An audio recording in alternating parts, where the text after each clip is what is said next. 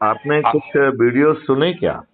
मैंने वीडियो सुने हैं। एक्चुअली मैं स्कूल में क्लासेस लेता हूँ, अभी पढ़ा रहा था मैं। देखिए अंकल, आपके लिए कल मेरी कमलेश जी भाई साहब से बात हुई। ओके। और माननीय देवेंद्र जी और कमलेश जी, ये दोनों अमित शाह लॉबी के लोग हैं। हाँ हाँ।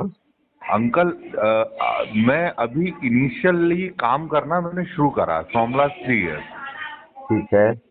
मोहित जी, देखिए दो तरह के लोग होते हैं संघ में। एक होते हैं जिनका घर परिवार नहीं होता, जी पूर्णकालिक। जी। मोहित जी पूर्णकालिक है ओके। और मैं गृहस्थ हूँ। मेरी आपके आशीर्वाद से आपकी बहू भी है और आपकी एक पोती भी है घर में। ओ वाह वाह। मैं गृहस्थ हूँ।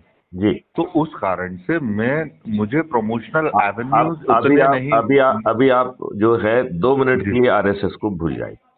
जी जी। आप 2 मिनट के लिए मैं अपने भतीजे सारंश से बात कर रहा हूँ। हाँ हाँ अंकल, आदेश।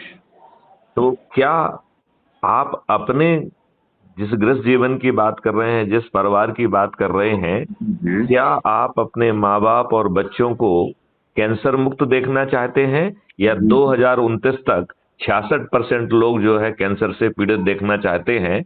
नहीं नहीं, वो तो 66% में आपके परिवार के कितने लोगों अपन की अपन हिस्सेदारी होगी? हिंदू आइडियोलॉजी के हैं, तो अपन तो सर्वे भवन्तु सुखिनः सर्वे सन्तु निरामया, इसी आइडियोलॉजी को मानेंगे अंकल।